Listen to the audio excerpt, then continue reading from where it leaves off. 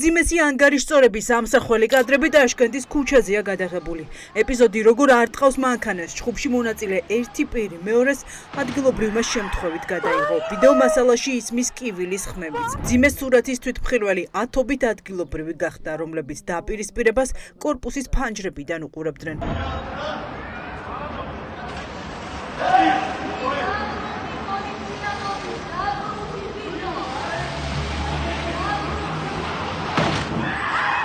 უბანში შეკრებილ მამაკაცებს შორის დაპირისპირება ტაშკენტის ქუჩაზე სუპერმარკეტ გვირილასთან დაიწყო.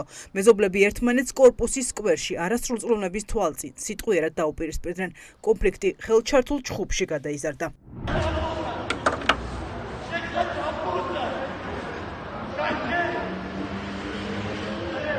მობილურით გადაღებული ვიდეო მასალიდან ირკვევა, რომ 45 წლამდე მამაკაცების გაშველებას რამდენიმე პირი ცდილობს.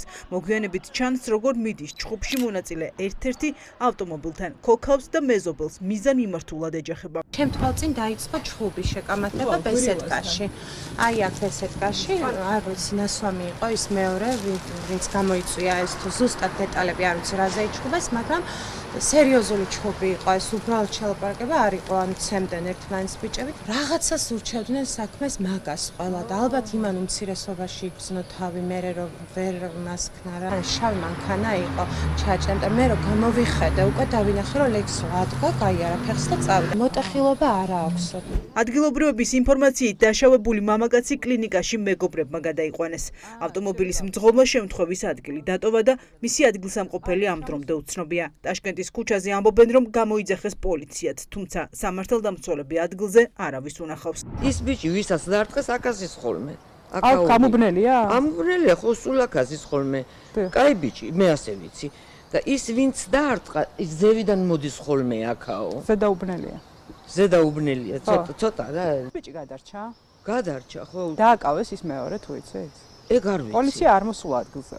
არ ვიცი.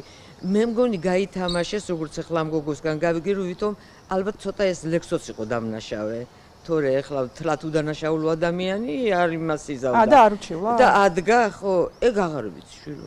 ავტომობილის მძღოლის ვინაობა პოლიციას დადგენილი აქვს. ის ტაშკენტის ქუჩის მცხოვრებია. ვაკე-საბურთალოს პოლიციის განყოფილებაში პირველებს უმტკიცებენ, რომ საქმეს იძიებენ. დაზარალებული მამაკაცი ჩვენებაზე უარს ამბობს. უცე ადგილზე იყო, სხვადასხვა სამართლობრივი იყო თან მისული ერთი რა. გამოუძიებელს იქნება დანარჩენი ინფორმაცია და მე შემდეგ გაიცნობა ყველას. დაშავებული მამაკაცის ჯანმრთელობის მდგომარეობა დაამაკმაყოფილებელია. 43 წლის კაცი ექიმებმა მრავლობითი დაბეჭდილებებით უკვე სახლში გაწერეს.